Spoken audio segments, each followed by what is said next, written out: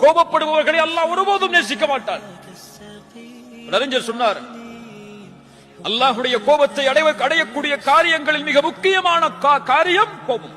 கோபம் அடைவதற்கு அல்லாஹ் அந்த உரிமையை கொடுக்கவே இல்லை யாருக்கும். நாம் யார் நமக்கு சமமான படைப்புகள் மீது கோபப்படுவதற்கு? நீ இந்த படைப்பை படைத்தவனா?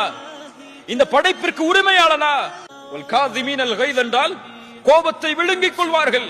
யாராவது கோபப்படுத்தினா, யாராவது ஒரு விமர்சனம் செஞ்சா போ அல்லாஹ் உன்னை மன்னிக்கட்டு போயிரு சொல்லி கோபத்தை காட்டிட மாட்டாங்க.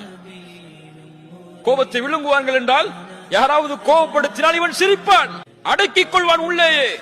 அது வெளிப்படையாக வரும் சிரிப்பா. ஜஸாக்கல்லாஹு கைர், இனிமே நான் திருத்திக்கிறேன் போயிடுவார். அவர்கள்தான் கோபத்தை அடக்குபவர்கள். வல்காதிமீன் அல் கைர், அல்லாஹ் ரப்புல் ஆலமீன் கூறுகிறான், முஃமின்கள் யார், சொர்க்கவாதிகள் யார்? வல்லதீன யஜ்தனிபூன கபாயிரல் இஸ்ம் வல் ஃபவாஹிஷ் வஇதா மா கதிபு ஹும் யக்ஃபிரூன். என்ன ஒரு குவாலிட்டி! அவர்கள் யார்? கோபம் அடைந்தால் மன்னித்து விடுவார்கள். கோபம் வந்தால் கட்டுப்படுத்துவார்கள் என்றெல்லாம் இந்த வசனத்தில் சொல்லல. அவர்கள் கோபப்பட்டால் யார் கோபத்தை ஏற்படுத்தினார்களோ அவர்களை மன்னிப்பார்கள்.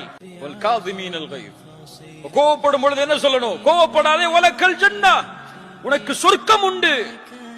அது முக்கியமா? இந்த கோபத்தை அவருக்கு வெளிப்படுத்துறது முக்கியமா? நீ பலசாலி நீங்க நிரூபிக்கிறதுக்கு முக்கியமா? உனக்கு சொர்க்கம் முக்கியமா?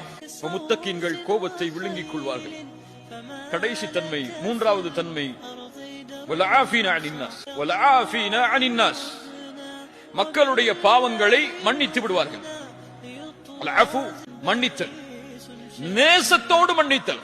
அஃபு என்றால் அல்லாஹும்ம இன்னக அஃபூன், நேசத்தோடு ஒருவரை மன்னித்தல். அஃபு